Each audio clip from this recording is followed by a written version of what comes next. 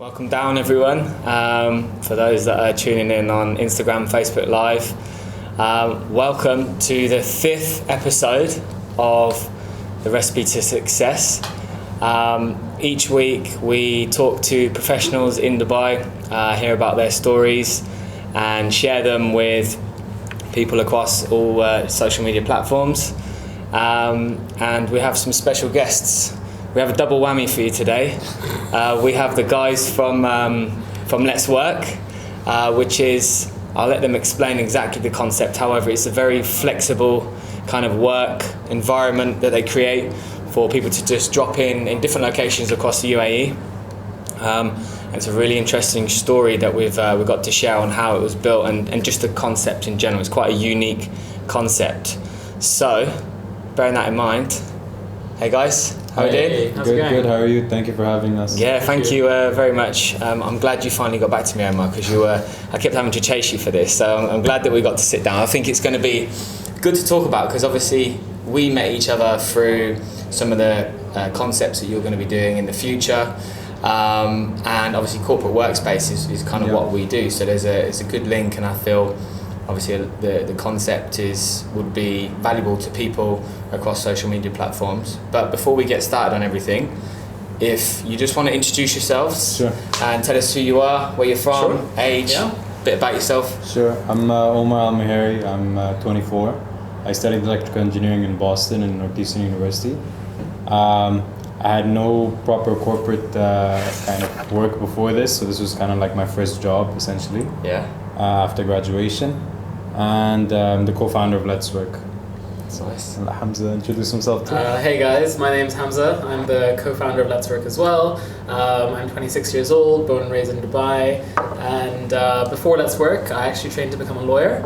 So it was a big jump for me to move from the sort of the corporate world over to the startup world, where you're sort of your own boss and you're sort of running around and trying to grow a business. Okay, so first question that pops into my mind. How does somebody that studies electrical works and law get into co-working spaces?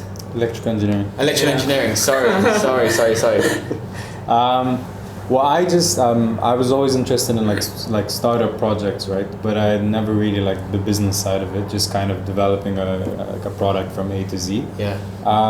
What we had last year wasn't really an app per se, but now we're working with an app, which is really interesting, seeing how what the best practices are outside and kind of developing them with our team.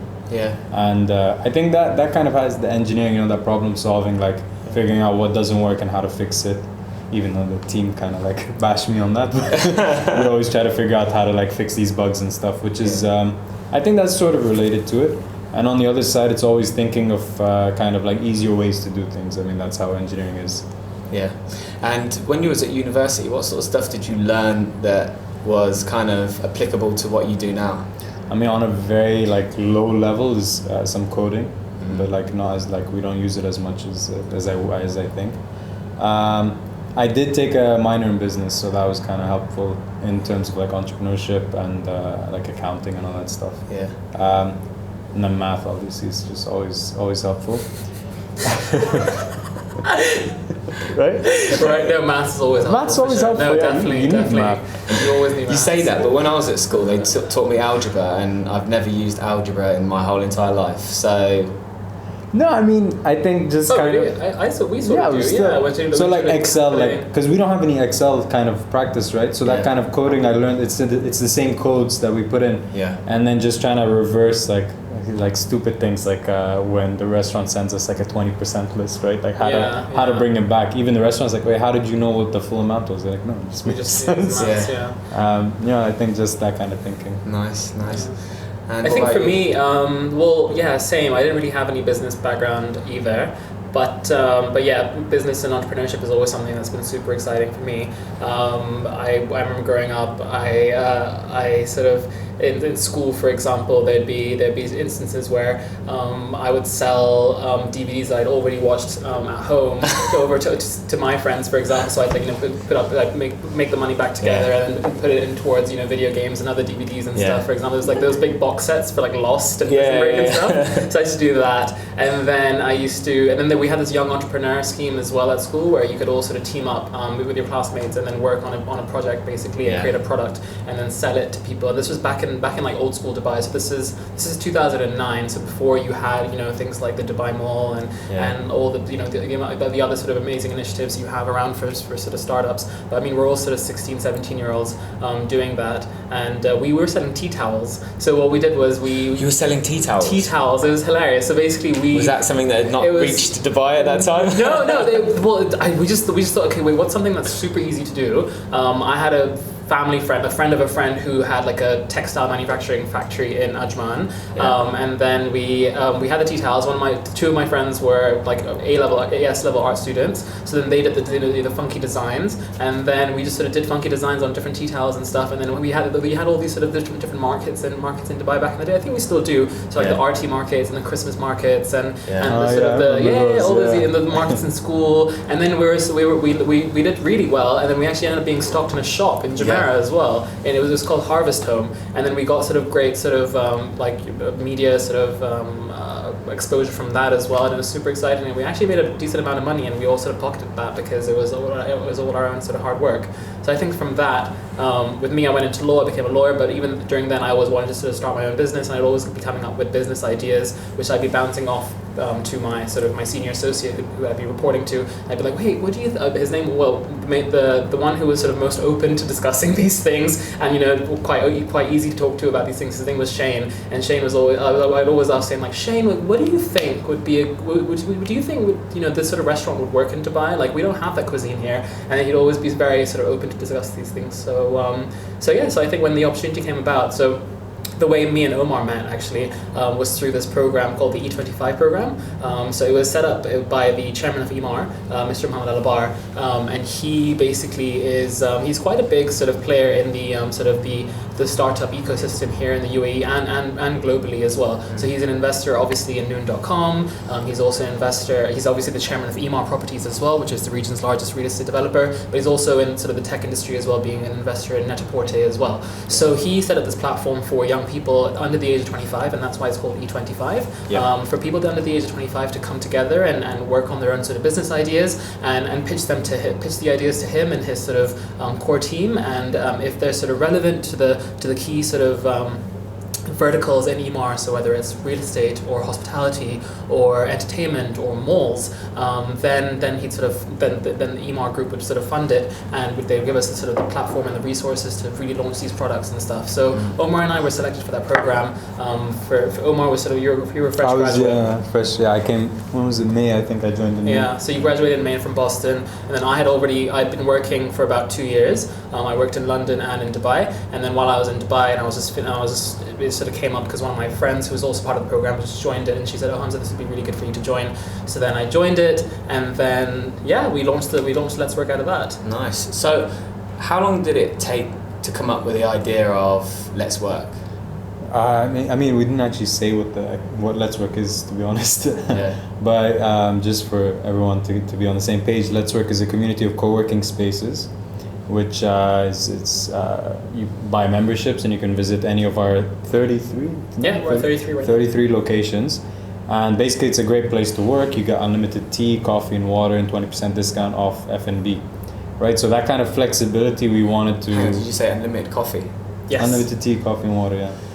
Should we speak to the bosses at work? Yeah, who needs an office anymore, right? Exactly. Right? I mean, you spend about 49 dirhams on a coffee anyway. Exactly. Our day pass is 39 and our monthly is 490. So for one coffee a day, if you work, let's say 25 days a month, then you're essentially spending like 20 dirhams a day. Nice. On like as many coffees as you want. Yeah. But how did the idea come about? It was kind of an issue we had. So this E25 program, they kind of said, okay, you have to kind of establish who you want to join, who you should bring into this team, in terms of different skills, different kind of thinking, different backgrounds, to come up with more than one startup. And then they said, and you need an office. So find a space that you can work out of. Here's your budget. So then we ended up going to one co-working space. I can't remember the name of it.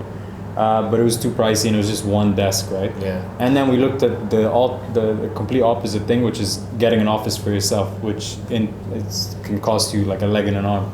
And so then we kind of ended up working in the Rove hotels, which we're in right now. And it was great. It was a nice space. The staff were friendly. You can meet people who are already in that kind of atmosphere. But still, we ended up paying too much money for coffee, right? When we were essentially the best customers for the restaurant, we were there every day. There wasn't many of us, but we were there every day. 2 coffees, 3 coffees of water. But then when the bill would come, it'd be so complicated. It was like 10 of us, and we had to like kind of split it up. There'd be lunch in the middle as well, and snacks, and if you had meetings as well, there'd be people you brought in for meetings, and then their teas and coffees and stuff. So it was. And super, then also the restaurant itself didn't want us there because we were just on our laptops, right? So that's just kind of uncomfortable. Kind of, it's a nice space to work, but I don't know if they want us to work there. I don't know. We're just taking up this table. Yeah. So then we kind of saw 2 things, right? There's so many of these spaces that are just left empty. And on the other side, a lot of people just want to work from somewhere, right? It's not like Western countries where you can just like pop up and work from your laptop anywhere. Here you drive everywhere, so you need to find a really good space for you to work out of. Instead of going to those kind of like global chains, why don't we divert that traffic into these local homegrown concepts that need the footfall essentially? Yeah. Like I don't want to mention with like Starbucks. Starbucks is always going to be full, right? But I hate Starbucks though. It's so loud. It's like a miniature nightclub because the music is just pumping. And it's, But I mean, some people like it. I mean, some people sort of. It's interesting because I think different people want different sort of work atmospheres as well. Some people want complete pin drop silence, while others are happy with a bit of a buzz and like the bustling the sounds of coffee machines and things like that. So really, I think with us, what's interesting is that we have such a diverse range of venues on board. So I mean, it's super simple how we work. I mean, we basically partner with existing venues across the UAE. As Omar said, we have 33 venues. It's a mix of hotels, cafes, restaurants, business centers, and they're all sort of diverse. So, I mean, we have the Rove hotels, which have this sort of industrial, cool, sort of young, hip, urban sort of feel to it. While we have some venues such as the Vida Emirates Hills in downtown, which is a bit more sort of luxe. Yeah. And then we have some places. So what we saw was that some places are super busy in the morning, but like the hotels, for example, with hotel breakfast being served, and then they're empty during the rest of the day. While other venues are really busy in the evening. There's sort of more lounge vibes, but they're still open during the day, and again they're just empty during the day because no one really goes there during the day. So we thought, let's connect all these different venues across the UAE. Let's create a network of them. Let's create this one package or 4 packages, like a daily, weekly, monthly, or quarterly package, where you get all the different benefits, like the unlimited tea and coffee and water, so you don't have to think about the paying the bill at the end of the day and stuff. And there's no commitments to. And there's no commitment to it as well. So you're not sort of locked in like an office lease, for example, for a whole year, and you're paying so once your monthly or yearly subscription ends, it's not like it doesn't just come straight out of your account again. It's like you're given the option to renew. Exactly. So we thought let's give people the option that instead of working from home, which can be quite distracting, instead of working from an office, which can, I mean, the setup cost for an office, you would know in the fit out industry that it's quite it's very high. It's not fit out for offices. It's not expensive. No, I mean it depends. So like obviously some people at some point you're going to need an office, right?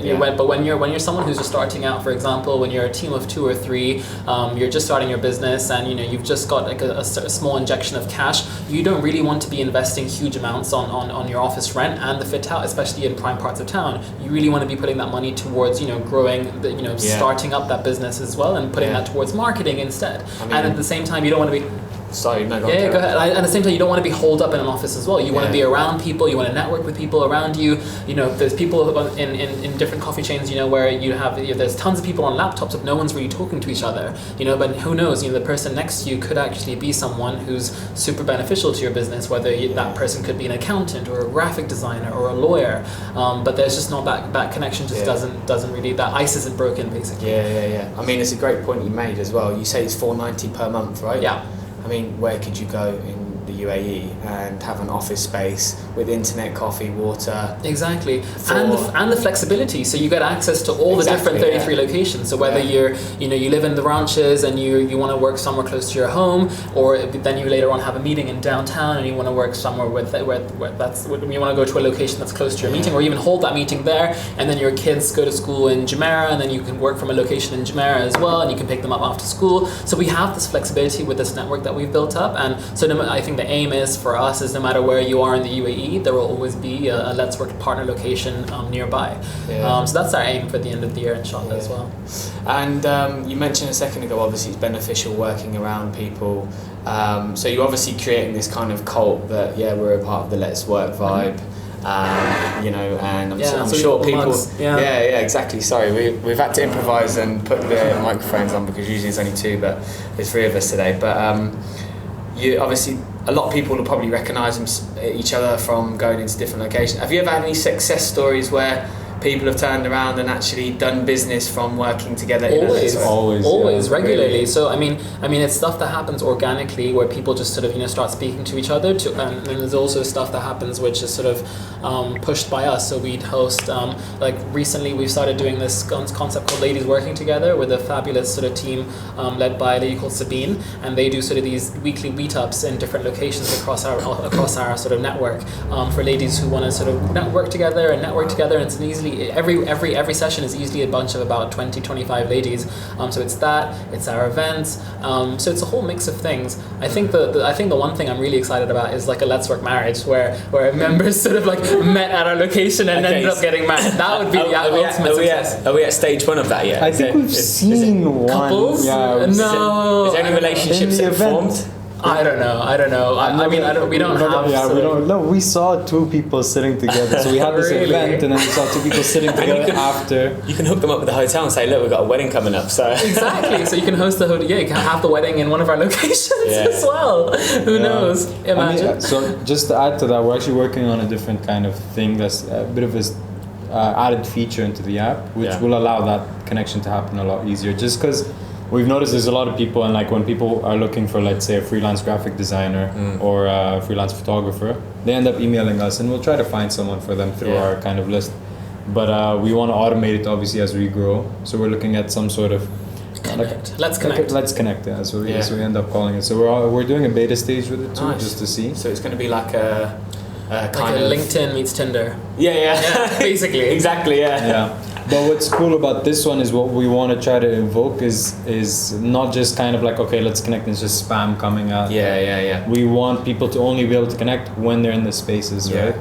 There's a similar app like that at the moment. I don't know if it's Sharper or something like that. Really? It's very similar. Okay. It's like you match with people, but I've tried it out and it's just... Yeah, I think it depends on the mass. Like you need to have a lot of people on it for it to really succeed, right? Yeah. And I think that's the reason why we haven't done it like from day one. It's we wanted to build up the community, so we've built up a community of thousands of registered users who are using our app daily. Whether it's to find a space to work from, or whether it's to sort of book a meeting room and or ask us questions and stuff. So we've got these sort of really daily active users, and now that we've sort of built this critical mass, now it's a great time to sort of release this connect feature. So instead of just it just makes it easier. So instead of having people exchange numbers in the location, they can just be like, oh, okay, Hamza's in this location as well, Omar's in this location, Dari's in this location, Daniel's in this location. So let me just drop a message. It'll say what your sort of industry is, what you do, and what your sort of experience is. We're sort of playing around with sort of how much we should give away and how much we shouldn't. So let's see. You only know until you try it. Wow. And when you're expecting to try and launch that concept as well? Working on some other things too. I think we have it in different stages. So I think the first one would kind of be like more of a thread post to see who's on this app essentially, and then from that we'll understand if it's actually like a needed feature. But hopefully before the end of the year we'll definitely have something. Wow. At least like a stage 3. It's just easy because we already built everyone's kind of profiles on the back end. It's just kind of allowing people to access them. Is something we're not gonna push out like straight away without anyone's kind of like permission, or even asking. We have our kind of own set of loyal members that tested out the app first. So we'll test this with them and see if it makes sense. If it doesn't make sense, what do we need to change from it? Because at the end of the day, we're not building it for us, we're building it for the community. So why build something without asking them? 100%. I mean, how long has it been going for now? 18 months. Wow. Yeah, we launched in February last year. So we launched with 4 locations, and we've grown to about 33 today. How many members? We started with 30 in the first month, and now we're at almost 7,000 registered users. Wow. Wow. And how did you go about getting custom? Was it mainly just like anything and everything? Did you go back to selling tea towels and then tell them about the concept? Literally, if I had that directory, I would use that this tea towel directory. No, literally, honestly, everything from obviously the obvious sort of digital marketing and Google search words and Instagram, social media is huge and it's so popular and it's so important. Anyone who doesn't sort of put a focus on sort of social media, especially things like Instagram, especially because I think with Instagram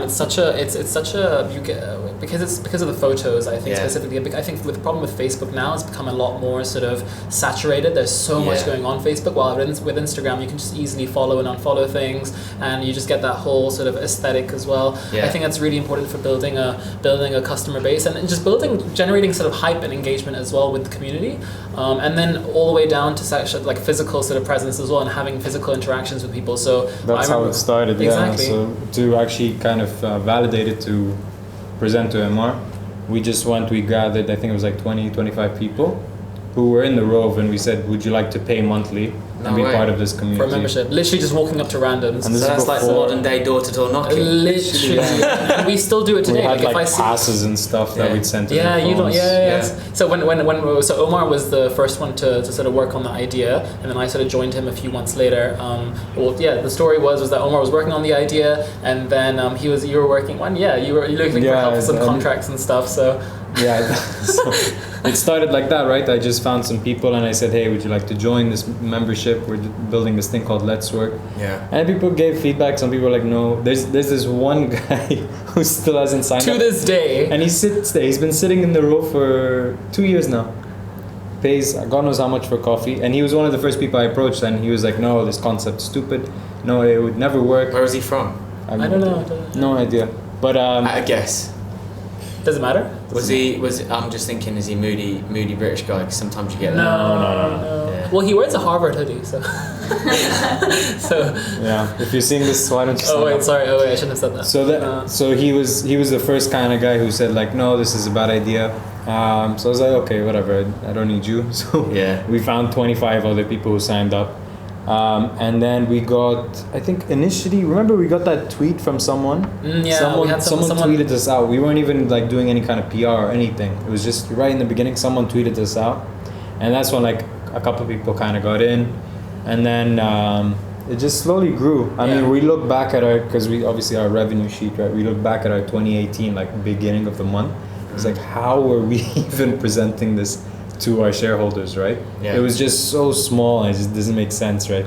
Like what we made in February, we probably make in a day now, which is kind of like, it's great to think about, but it just shows you like if you start like that small and you're still kind of like, we were happy about it. It was like, it was an accomplishment, great accomplishment to us. And now to where we've come, it's kind of like even today I sent you a WhatsApp from when we launched. I was looking for something through our chat and I found the first WhatsApp where we were trying to set up everything, and I was like, you said our credit card works. 1 a.m. our corporate card finally works, our website's live and everything, and then we're like, okay, we're good to go tomorrow. So it was pretty nice. It's nice to see like the comparison to where we are today. And obviously it was a part of a program that was obviously Mr. Alabar started. Now, typical startups will have no money in the bank and the general struggles of a startup. Did he or did the investors, did they kind of enforce that on you as well and really just go, right, you've got nothing, 100%. Go out and do it? 100%. So I think the interesting thing about us is that even though like we do have the backing of EMAR, which sort of unlocks a lot of doors for sure. Like we'd be lying if we said it doesn't. But we still have a heavily bootstrapped sort of approach on everything. So we have a set budget on things. We cannot, exceed that budget.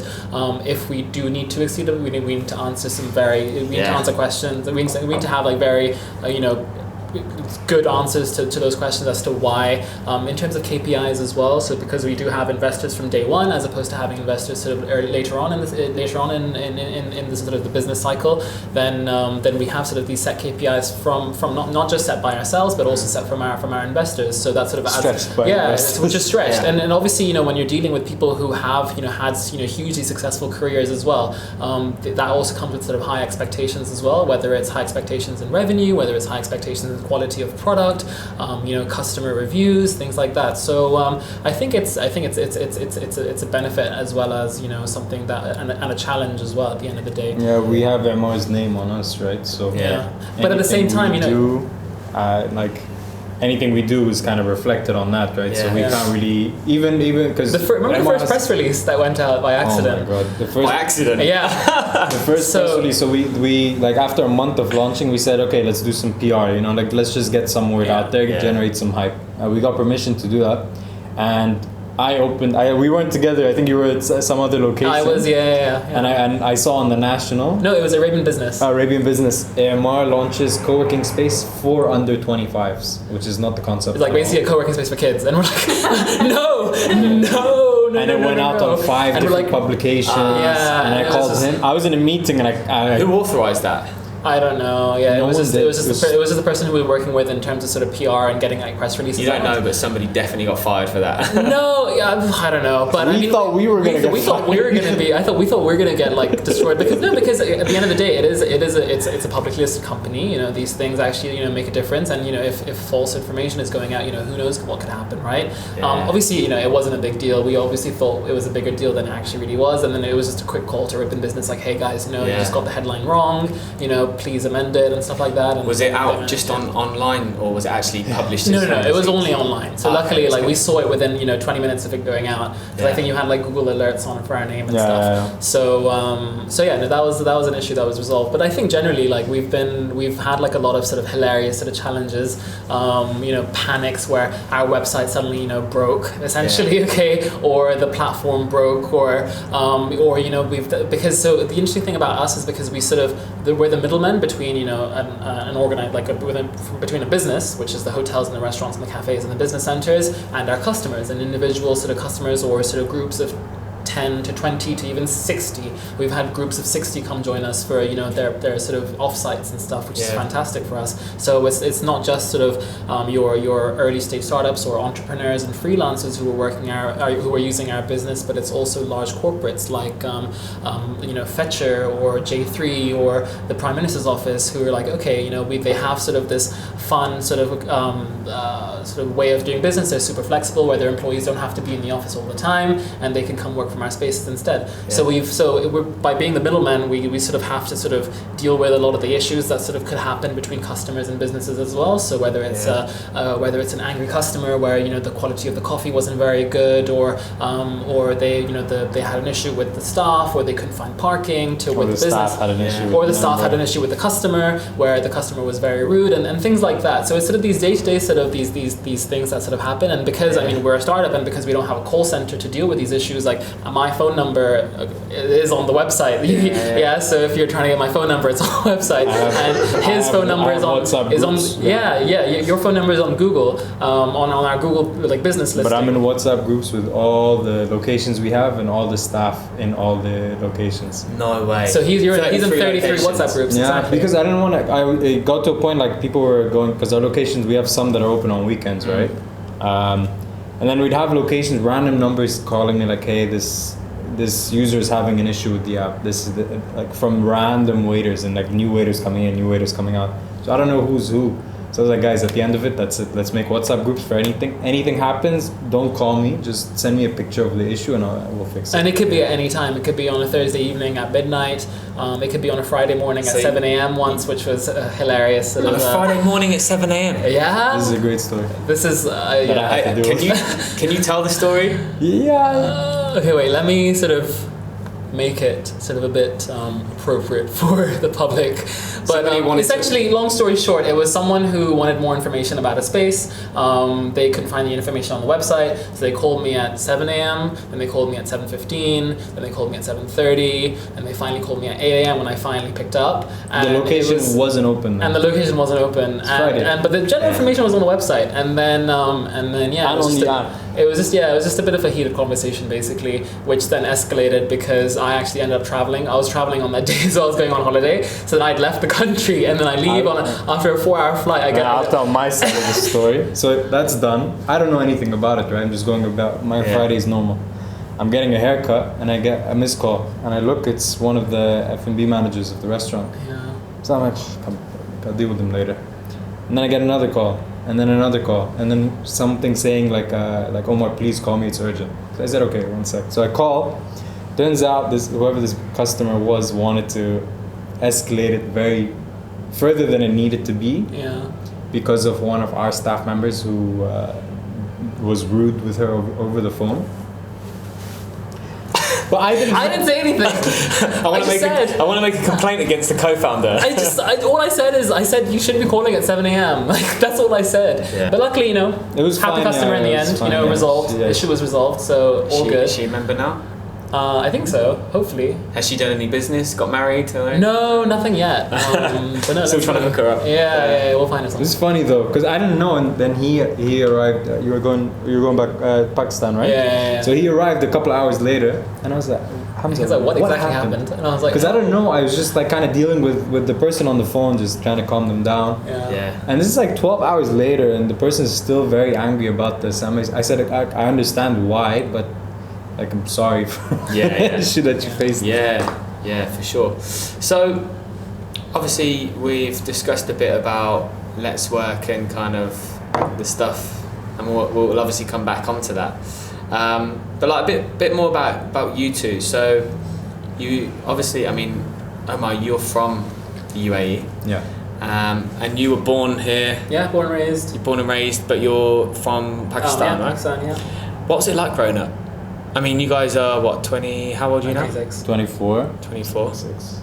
Wow. So like 24 years ago, I mean, growing up as kids, it was basically just the desert, right? Yeah, it was very quiet. You grew up in Abu Dhabi. I was in Abu Dhabi until about high school, then I came here. Yeah. But I was in a British school all my life. Yeah.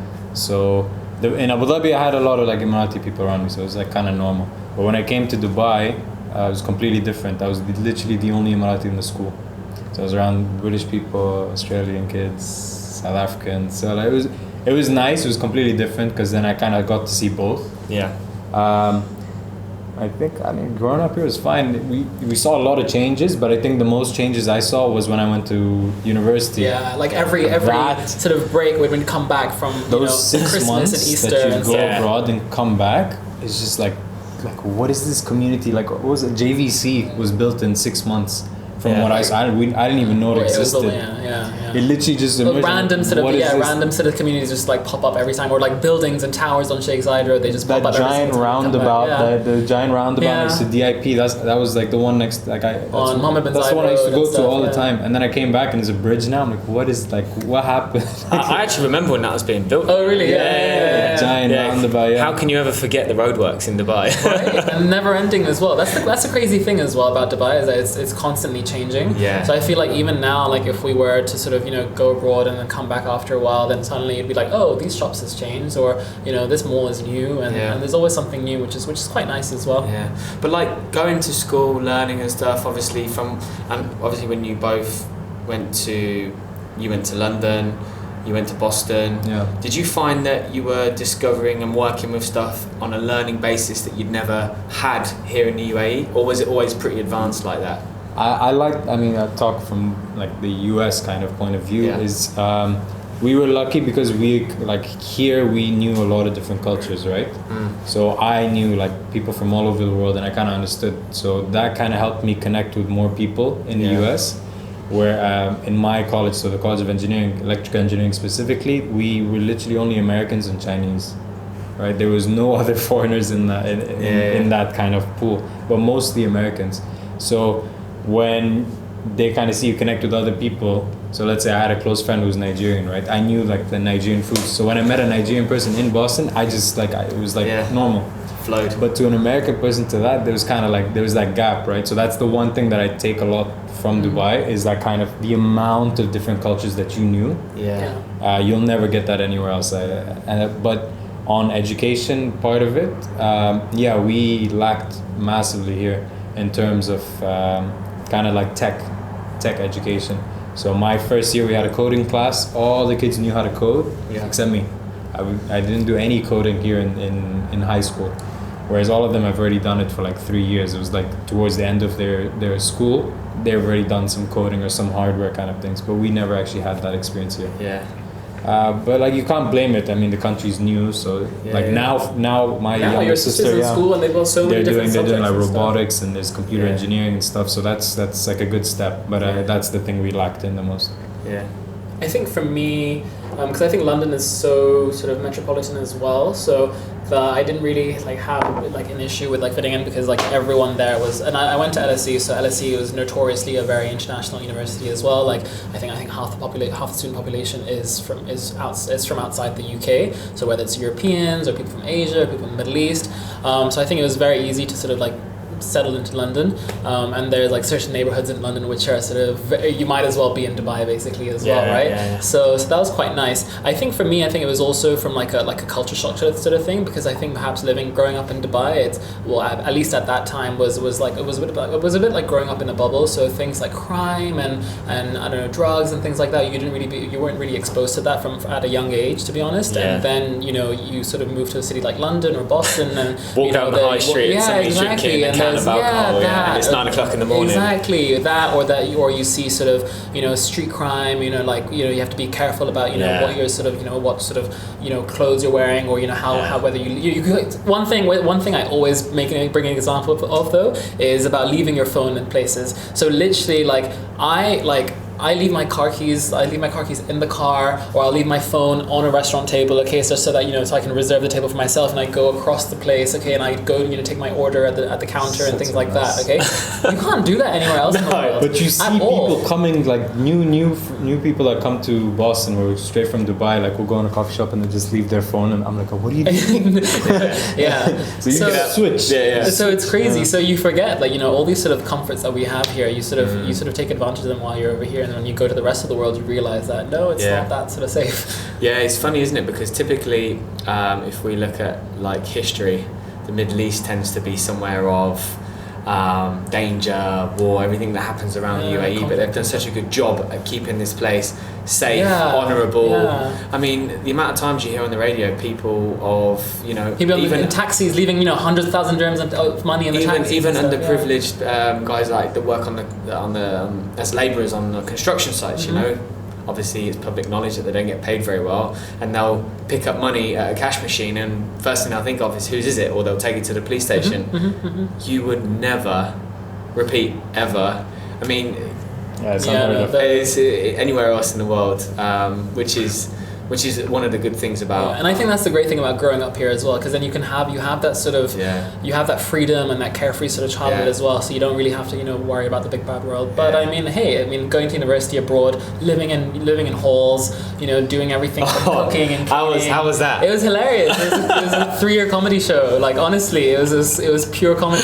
So living in halls, meeting friends. We were talking about this. We were talking about the other day. Oh my God. Doing things like which are basically outside of your comfort zone. And then not having mom and dad to help you out and stuff, which it was liberating, but at the same time it was pretty funny, to be honest. It turns you into such a well-rounded human 100%, being. I think, because you understand everything. 100%. I think anyone anyone who grows up here, like whether it's sort of my friends or the siblings of my friends, or like my cousins and stuff who are younger than me, like I always I'm a big pusher for them to sort of go study abroad, because only then do you really mature as an individual, right? You sort of learn so much about yourself. Because then it's just extended high school. Yeah. I actually I left at the age of 16. I just turned 17. That's when I was in Boston. Wow. So I was really young, and all my roommates were 21. So that was a huge kind of in the dorms. It was just such a nightmare. I can't say the stories that I mentioned. I'm not gonna say them, but I'd end up babysitting. Yeah, you were sharing bathrooms with people and had a roommate and stuff. Luckily, I had I wasn't sharing anything. It was 2 bunk beds in one small room. Did you form any fraternities? Is that what they call Frats. it? Yeah. Oh, no. Where you live in a house and there's about 50 people in there, and just parties every night. Because Boston is a very college town, so you see all of these frats and stuff. But Omar has a frat here. I have my shabab. The equivalent of frats. Those are a nightmare. Because frats, essentially, a lot of people forget what the use of a frat is. In the US, it's that network that you end up growing up with. Whereas when I thought of what a frat is, it's just a house to live and party in, right? But there they take it very seriously, where they're like, no, this is our network. When he goes to, I don't know, Yale for grad school, he like, we'll all support each other in the future. And that's what it's meant to be. But when you're there and you see it, it's like, it's the nightmare. You know? Yeah, so the next venture is going to be the Let's Work fraternity, yeah? Yeah. I've always 7,000 people living in one house. Imagine. No, I think, no, definitely. I think there's co-living. No, so we're doing co-working right now. We're very interested in co-living as well. So, I mean, what you're seeing increasingly in Western Europe and North America is basically dorms for adults. Essentially, right? And because, you know, apartment costs are so high, finding a decent roommate as well is pretty difficult in Dubai as well, I would imagine. And, you know, finding a great space to stay in, which isn't, you know, which is in a great condition, but also in a prime part of town, but at a very reasonable cost. It's extremely difficult to find something like that. Yeah. So we're super interested in doing something in that sort of scope as well. Nice. Who knows? How would you work that in Dubai though? Because isn't there regulations where you can't sublet? There's a lot of regulations that used to be, and now they're not. So Yeah. I think we're just kind of, we haven't like written anything down for this, but it's just talks that we've had. Like even me, I've kind of imagined imagine you have like an arts building or a design building, right? And just kind of really like interviewing the people before they get to apply to live in that space. Right, and then you actually cultivate like a proper culture where you get a lot out of it, right? Yeah. Imagine a whole building of graphic designers or anything to do with design in one building. You do a lot. That'd be such a great space to live, and the demand would be so high. And then that's when you start attracting the people from outside who are like, okay, I really do want to be a part of this. Definitely, because I mean, like, you know, the way we live as well is changing, because you have places like the Rove, for example, where it doesn't really feel like a hotel, to be honest. It actually feels quite homely as well. Yeah, it's quite cool, isn't it? It's very cool. It's very funky. So imagine, you know, living actually, like, you know, not just staying in the Rove for, you know, a night or two or a week. Imagine actually living in essentially a hotel room, basically, where, you know, you just have your bed, you have your essentials, you have your bathroom, the shower and everything as well. But maybe the shared living spaces, like the kitchen, for example, is shared between, you know, six other sort of apartments as well. And then you have your living areas as well. And then downstairs you could have like a cinema room, and then obviously, you know, ping pong tables and a games room and things like that. So I think we're sort of looking at like a cross between like a traditional sort of apartment block meets a hotel with, you know, no frills attached. You just come in, you plug in, there's no DIWA bills, no internet, none of that. Like, you just come in, you pay like a monthly, daily, weekly, monthly or yearly sort of fee. Wow. And come live there. That would be a big vision. Cool. Then. Yeah. Let's live. Let's live, nice. So, what were your childhood dreams like? What did you want to be when you grew up? Childhood is different. Like childhood. Okay, let's go childhood, teenagehood. Yeah. And then obviously, you don't have to talk about adulthood because Remember we know that what I you're wanted. Let's Work for Life. So. Doctor for me. Yeah. 100%. One of the brown routes. you know? Yeah, it's just like a rite of passage, basically. So make your parents proud, become a doctor. No, but I actually studied. I did maths. I did maths, chemistry, biology, and French for my A levels. And then I ended up doing law. So I don't know how that happened. Wow. But yeah, I think things like medicine, for example, you have to be super passionate about it, because you essentially have, well, anything you need to be passionate about. But I think with medicine, because you have people's lives at stake, so you need to have that sort of. You need to be obsessed with it, to be honest. You should practice that to some of the hospitals here. Yeah, true. In the UAE. Yeah, but no, yeah. So I think it was medicine for me, and then I became a lawyer. I really enjoyed that. Loved being a lawyer. You learn so much. What sort of law did you practice or study? It was corporate law. Corporate law. So I studied. You study sort of general sort of law, and like it's also theoretical, and you study, you know, old school sort of jurisprudence and philosophy and stuff. But I ended up becoming a corporate lawyer for 2 years, and which was super exciting. I think you learn lots. You work very long hours. You work very hard, and I think it's great to get that experience as well, because you sort of get broken into, basically. Yeah.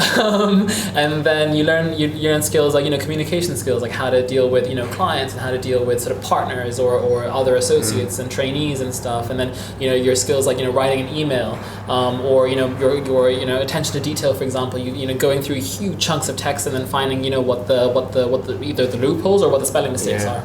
Yeah. So things like that. Definitely, I definitely hear you on that. Did I ever tell you about my days as a chef? What? No way. What did you do? So I actually was very bad at school. The best grade I got was in French. Oh, really? I couldn't even speak my own language well. But I actually I discovered a love for cooking food. Okay. And I did work experience from 14. Okay. And then studied for 3 years and ended up getting a place in a Michelin star restaurant. But all through that time I was working in restaurants. So in total I probably did like 10 years from the age of 14. So I literally came into the corporate world, and when people were like, you're going to work 9 till 5, I was like, oh my God, this is a breeze, you know, because I was used to waking up at 4:30, getting home at 12 o'clock at night. It was relentless. And I think when you, like you say, I would never change a thing. I mean, well, actually, no, tell that I probably would, but no, what it taught me was it builds character. I will never work a harder day than I did back then, you know, and that always gives me a bit of saving grace to that. But so when you first met, then obviously you met on this program. How did you get on at first? It was fine. I mean, who's the boss? Neither, to be fair. Yeah. There's differences. That's I think in the beginning, so I just needed help with the contract. So So he Hamza was your personal assistant, or? Basically. he was Legal there. advisor. I can't remember what it was. He was there, and I was just like telling him like, oh, this is like what I'm working on, because he was. I was actually working on a farming concept. Yeah. No way. Yeah. Which is also taking off right now. Yeah, exactly. Like So the urban vertical farming. farming and stuff like Pure that. Harvest. Yeah. It's one of our members, Pure Harvest. Wow. Yeah, super cool. So I was working on that farming concept, and because that didn't really sort of synergize well with Emar's sort of like core competencies, they sort of asked us to sort of focus on something else. And when that happened, Omar was sort of essentially looking for a legal advisor slash. I don't think I was. I was. I was just telling him the plan. He's like, okay, so like, what kind of partnership do you have with the restaurants? I'm like, what partnership? And he's like, do you have anything in legal? In writing. And I'm like, not really. And then he's like, no, you need something. So he started writing, but as he was writing like the contract, we started evolving completely changing the business model, the way forward. And then that's when I was like, okay, like, are you interested to be a part of this? Because I need I need the other side. Like, I'm very like tech focused, but I need someone who can come up with like the more like the business plan. You have to have a healthy balance. Strategy, So I think in terms of opposition, he's like a late worker. I like to start, late in the morning, He starts late in the finish morning, late at night, go to the gym, go to work. Well, if I go to gym, I'll go to the gym like late at night while he's at 7 a.m. sort of up and early in the morning and up ready to work, and then once it's 5, 6 or 7, let's close the laptop and head home sort of thing. Yeah, you have to have that healthy balance. Yeah. And how did the obviously you have growing up in the UAE, you obviously have career-driven families. How did they accept it when you were like, right, I'm going to go to study law, I'm going to be an electrical engineer? Everyone's like, yeah, amazing. And you come back and go, right, I'm going to scrap that all so I can start a co-working space in hotels. How did they take it? For me, I mean, because it was essentially my first job. So I told them like, AMR is doing this thing. And they said, okay, AMR is a great company, number one. So in their heads, it was like, okay, Played it good. If it doesn't work out, and I'm on a scholarship from Abu Dhabi, so they kind of pushed me to go towards this job. And so then if it doesn't work out, then MR engineering is still like a thing. But the way I explained it to them, I said in the region tech's not really picked up as much as it is, so I'd end up working in like a government job. What's the hours? 7 to 3, 7 to 2, not really learning, right? Just kind of doing the same thing.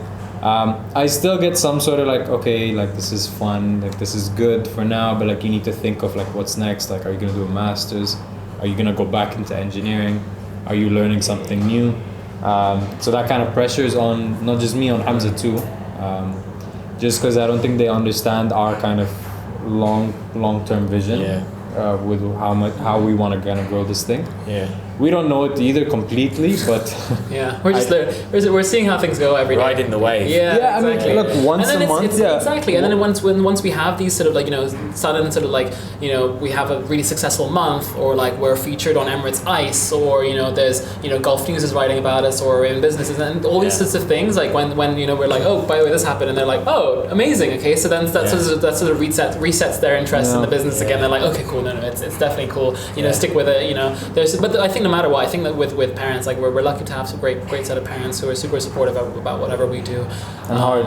And yeah, exactly. They push hard a lot. They push hard a lot. So whatever you do, like, give it your best, and make sure you love it, because otherwise there's no point doing it. Yeah. You might as well do anything else. Yeah, So, 100%. So you've had a lot of traction. So I've heard yourself on Dubai Eye and different radio shows. Oh yeah, you heard us. Yeah, that's what I was like. Right, let's podcast these guys. They speak. But then saying that, I was thinking, is he going to decline me for the? Joking. Anyways, so you're a bit of a big deal. Tell us about some of your kind of media ventures that you've been on, and obviously we spoke before about the Emirates Ice thing. Yeah, I think that was probably our most sort of exciting one. There's some random ones. I mean, we've been through. What was the first one? Was it Dubai TV? Dubai TV, yeah. Dubai it was like TV. a slot in Dubai TV in their sort of evening sort of news show. Yeah. We've been featured on. So one of our members, her name is Oksana. She's a Ukrainian influencer. Her name is Oxy. Oh wow. Oxy Vlogs. Yeah. So she contacted us. She's like, "Oh, I'd love to do an interview with you guys." So that one kind of like helped us like in the Ukrainian community. Yeah, that was super cool. Yeah, I think there's so many different things which help you in different ways. I think with the ice thing, for example, that was probably the most exciting thing, because it has such a global sort of reach as well. You have millions of people flying Emirates every year, and then to have them, to be listening to our voice as soon as they put the headphones in, and then you have Steve Harvey, who's a hilarious sort of interviewer to speak to as well. I think that was really cool, and we had all sorts of sort of random emails coming in from people from South Africa and Berlin and Australia, like, hey, we'd love to bring your concept here, or how does it work, and how do we partner with you? So I think that was super cool. Do you think that this concept would work in other places in the world? Obviously you've got the backing of EMAR, so flexibility with working with the hotels and stuff is obviously going to be there, but do you think it would work? I mean, it would definitely work, but do you think what I mean is the hotels and the restaurants will be more greedy in different parts of the world, demanding more? It depends on the market, to be honest, as well, right? We've actually like talked about different locations that we can actually take this to, but I think the thing we want to focus on is, because now we have an app, right? Really solidifying that app and automating it, because any small problems that we have now will grow as we grow too. So just kind of get them out of the way, automate it, because then Hamza will lose all of his hair and I'll lose my hair too. And I think the market, so you said Omar kind of helped us get the hotels, but that's not true. We had these Rove hotels with the essential like first partner. But everyone else have approached us. And so now we've reached a kind of point where we have to say no to some people just because it's either like a competitor to Rove, and we value Rove as a brand partner, or a space that's opposite one of our spaces, right? Or if it's just not good enough, like if it's just like a random cafe which doesn't really, it's like it got Wi-Fi, but that's about it. It's not really a great space to work from. What we really care about is like the customer experience. So even though all the different venues are very unique in terms of their atmosphere and their feel, they're all actually great spaces to work from. So if what's the common denominator amongst them all is the fact that obviously it's the Wi-Fi, it's the access to plugs, it's the free parking. But it's it's great service. It's flexible and comfortable sort of seating. So you've got desk seating, high stools, and lounge seating, and things like that. I think each location will have its different kind of market or different kind of way to spin this off. At the end of the day, we just want to make it easier for people to work wherever. I think that's our end goal, really. Because then you obviously got more catchment people. More people come to you because you are everywhere. All over, And if they are traveling to that country, let's say, and you do expand to a different country, there's space there for them. Space for them. Exactly. When we spoke to, for example, Australia, so the issue wasn't really footfall in the restaurants. They didn't really have that issue, right? Because it's very pedestrian. Whereas here it's kind of like wherever you are is the kind of encatchment of people that you get. Hot and stuff outside, Yeah, but in Australia there's an issue where there's a lot of co-working spaces, but they're all completely full. So you can't find a space in a co-working space just because it's become that kind of culture there. Whereas here we haven't caught on to that. So how do we kind of situate ourselves in Australia is completely different to what we want to do here. And it's interesting because like I think the proof of whether or not there's something like this would work is we've actually seen very similar companies operating in other cities as well. So I was in Toronto earlier this month, and I actually saw something very similar being done in Toronto as well. We're basically taking bars which are closed in the day, with all of our venues are open during the day, and we're just sort of bringing the footfall to them. These are bars which are closed, and those venues actually rent them out, rent those bars out while they're closed, and then they just set up a little coffee machine, and they have like a staff, someone there, and that sort of functions as a workspace. So there's sort of different iterations of this. I think what we're most excited about though is really tackling this region because it's such a nascent market. I think there's so much happening in Bahrain. You don't have to spread yourself to different continents because here. Why go to Hong Kong when you can just go to Saudi? There's so much going on there. Egypt, Jordan, Lebanon. There's so much potential, and there's such a great sort of buzz, and with things like the acquisition of Careem, or the acquisition of Souk.com, or the acquisition of Dubizzle, like these are all great sort of signs that this is a great sort of region to be a part of. And whether it's sort of the current sort of iteration of Let's Work and how we partner with hotels and cafes and stuff, or whether it's sort of us going into actual physical spaces as well, and actually building our own sort of HQs, because we now know we have the formula as to what makes a good space to work from, then we're sort of down to sort of do that as well. Amazing. So we kind of just chopped out from the whole media thing then. So you was on ICE. Yes. What was it like? I mean, from both perspectives, obviously you've spoken on the radio, Omar, and obviously you're on ICE and so on. Did you get like nervous? Like, how did you feel when you were obviously doing it, and then how did you feel when you were hearing it and you were like, oh my God, I'm on the radio, I'm here, Mum, listen in. I think when the first few interviews we were kind of we're like, what do we say? But I think naturally we just kind of like there's like a silent pitch between us. So even the other day we had to speak at Dubai Chambers to this audience. Luckily, we don't even practice anymore. And he just kind of like he took the piece of paper because they wanted us to talk about one thing that in specific. So he just took a piece of paper, just wrote like tick box, like me, you do the normal, and I'll do this extra part because he knows it more than I do. And it's just like that, it just kind of like comes out naturally. And it's so funny because like everything we say, like we've both sort of heard each other say it so much that we're actually so sick of it as well.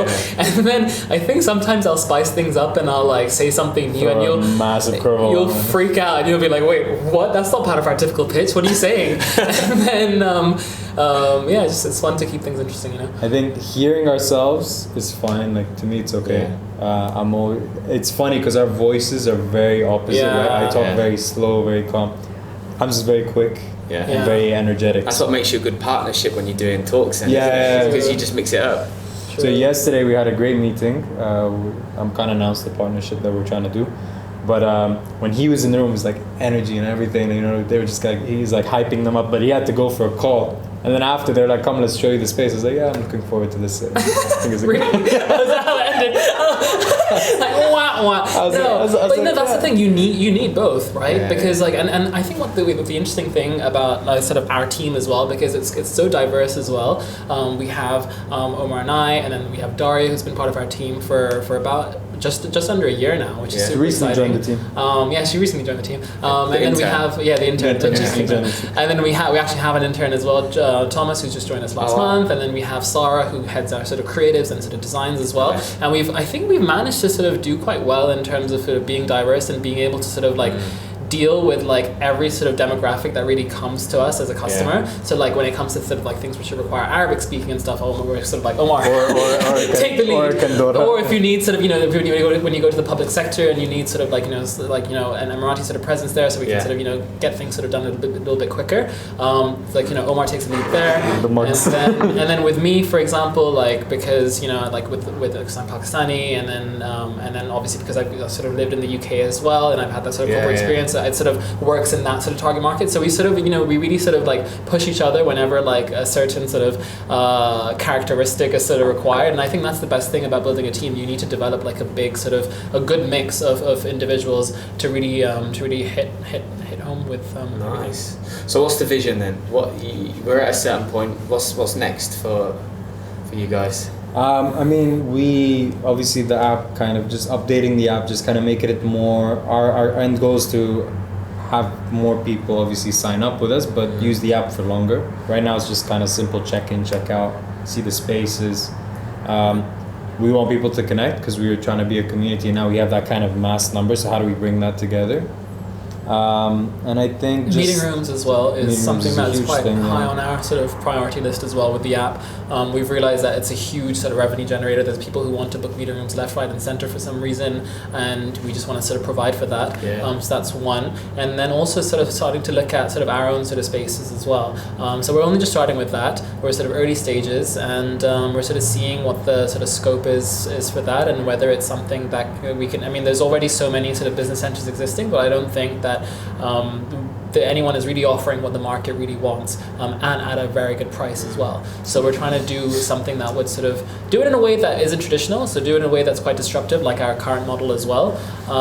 So yeah, watch the space. I think it's super exciting. I think we want to focus on the UAE at least for this year, and really kill it in the UAE and be the go-to brand for anything to do with office space, workspace, meeting rooms, and all that sort of networking and all that sort of stuff. So it's a very sort of like friendly and open name. So we want to be the go-to brand for that. So whether we actually in 2 years down the line we actually start going into like office supplies and stationery, who knows? If there's demand for it, who knows? I think so with the name like Let's Work, we can really do a lot of things. But yeah, I think it's we've got sort of exciting plans ahead. Creating our cult. Nice. Yeah, build our cult and hopefully like have a marriage somewhere in and a my fraternity. community and a fraternity. I'm in. Yes, exactly. Well, guys, it was an absolute pleasure chatting to both of you. Likewise. Thank you so much for your Thank time. you. And tell us where we can find you. So people listening in, watching in, where can we find you? What's the website, etc., etc. Yeah, so our website's letswork.io. Yeah. If you just type Let's Work on Google, it'll come up. Yeah. Or co-working, hopefully our ads are kind of up to it. Yeah. And then we have our Instagram, Facebook, and Twitter handles, which is Let's Work DXB. And also our app you can download either from our website or App Store or Google, was it Play Store? Yeah. Play Store, just type in Let's Work and we'll be there. And we have a special discount code for listeners as well. You can use the code KOJI50, KOJI50. So use that. Does that exist? Yeah, it does now.